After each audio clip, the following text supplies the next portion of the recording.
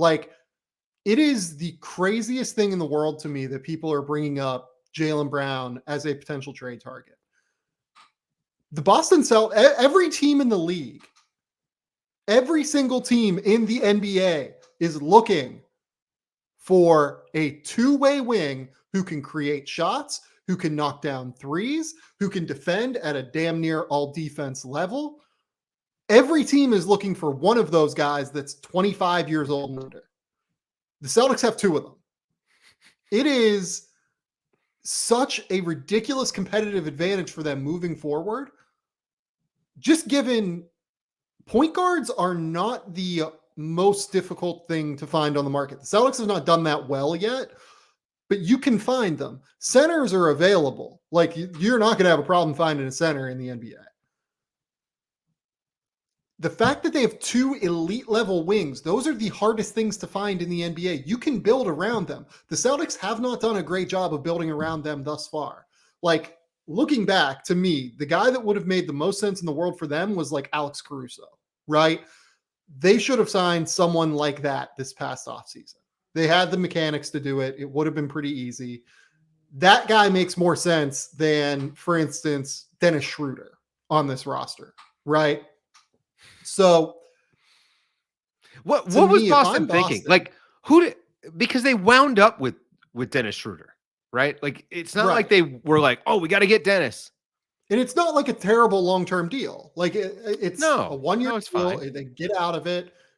It's going to be fine, right? They may move him at the deadline, just kind of finish the whole process, right? If you're Boston, though, you actually have a pretty real, if you move Marcus Smart for an expiring contract like a Joe Ingles, right? You actually have a pretty real pathway to real flexibility this summer.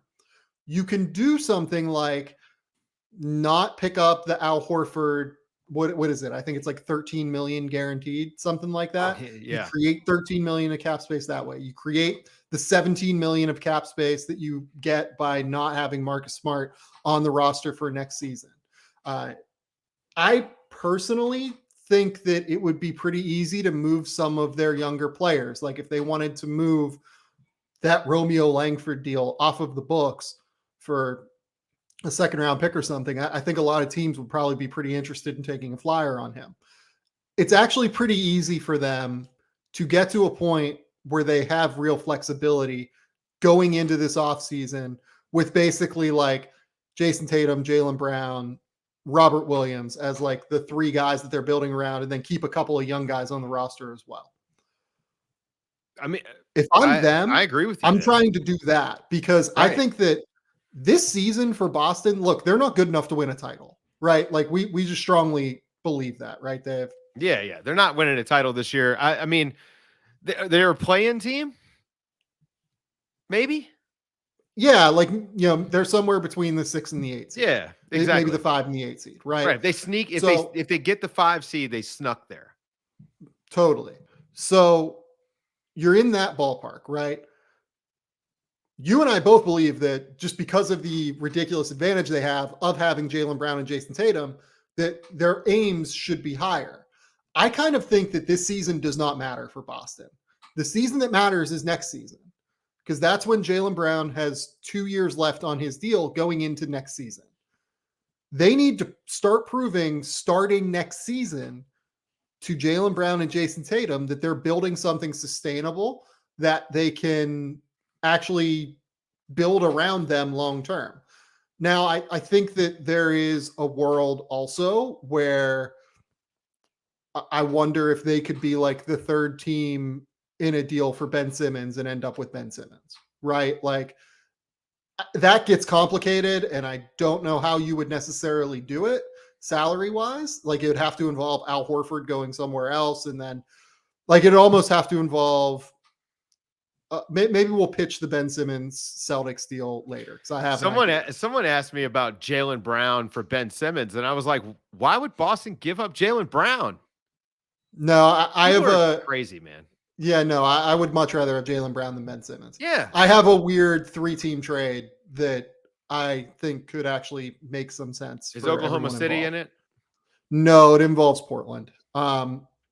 But we'll talk about that when we move to Ben Simmons here. And we'll talk about Ben in a minute here as we kind of move through this. But if you're Boston, you need to start proving to Jaylen Brown and Jayson Tatum starting next season, I think, that you can build a championship contender. The best way for them to do that, I think, is to clear out everything on the roster outside of Robert Williams next to those guys and try to build new, just like the Chicago Bulls did around Zach LaVine and Nikola Vucevic this summer.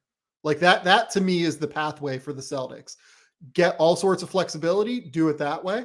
I frankly think, and this is why I go back to the Joe Ingles and a first round pick for Marcus Smart move, because I frankly think they'd probably be, if not the same, maybe even a little bit better with Joe Ingles right now than Marcus Smart, because I think that they just really need the specific skills that Joe Ingles brings to having like a competent, well-flowing offense. But man, I think that that's the pathway for the Celtics. They need to kind of clear out everyone around Jaylen Brown and Jayson Tatum, not trade Jaylen Brown or Jayson Tatum. That just doesn't make any sense to me. Unless, again, I think that what happens is you get two really good players and people start to put their own spin on everything. Oh, well, Jayson Tatum and Jaylen Brown don't get along. I don't know. I don't pay attention to any of that stuff. So it will catch me by surprise if that's true. But we heard that about Embiid and Simmons a long time ago too. And certainly I guess that has kind of come to head, but I don't care. You've got two of those guys that are really, really impossible to find in the league. You don't give up either one of them because guess what? Look around the league. You know what the Bulls did? They went out and they got a couple of connectors and then they duplicated Zach LaVine with DeMar DeRozan, right? They've got an inside out attack with guards now. So smart teams figure it out. Is Boston smart? That's what we're going to find out. Is Boston going to find a way to put three guys around Jayson Tatum and Jaylen Brown that maximize them? Forget the team stuff. Stop thinking about it as a basketball team. You got to optimize those two guys and then build the team out. You've got the hard things to get. Boston's yet to do that, right? For whatever reason, stubbornness, whatever you want, the offense where everybody tries to touch the ball, but nobody ever gets to the basket or gets to the free throw line, that they're still running. It's frustrating. So there are systemic issues there. Part of it is not having good fits around those two guys. Part of it is the way that they do things just isn't very good. So, improve or don't. And then those guys leave as free agents. This is the beauty of free agency. Yeah, they need to figure out how they can build around. And look, like, I don't mean to absolve Jaylen Brown and Jayson Tatum, right? Like, I think that both of them, like, well, they could particularly, I think both of them, some of the issues that people say about those two playing together, I think are real. They both do tend to stop the ball. Jaylen Brown is not an incredible passer in terms of making reads for his teammates. I think Jayson Tatum is a pretty good passer, but Jayson Tatum has a propensity to hang on to the ball a little bit more and a little bit longer and survey the scene to where it can sometimes stagnate what Boston is doing on offense. And that combo together, I think, can lead to stagnant offense. But to me, Chicago, again, is showing that with guys that are great connective tissue players like Lonzo Ball and Alex Caruso, kind of like you're saying, Dave, you can work through having guys like Zach LaVine and DeMar DeRozan, both of whom do like to survey, do like to create their own shot, and both of whom are willing passers, but much better on the scoring front than on the passing front. You can make that work. And I think that what the Bulls did this summer is the pathway for the Celtics. And I think that if I'm Brad Stevens, who's now running the show, I think there are real pathways to get there. And I think the pathways get there, to be honest, probably by moving Marcus Smart. I think that's kind of the move for them at this point. I feel bad saying it because I think Marcus Smart is Mr. Celtic and he kind of stands for everything that that organization has stood for over the course of the last, 7 years that he's been there, it feels like. But I don't know. I'm just at the point where I think that it might be time for a change there. And you can't make the change. You don't keep Marcus Smart to move Jaylen Brown and Jayson Tatum. Yeah. As much as I like Marcus Smart.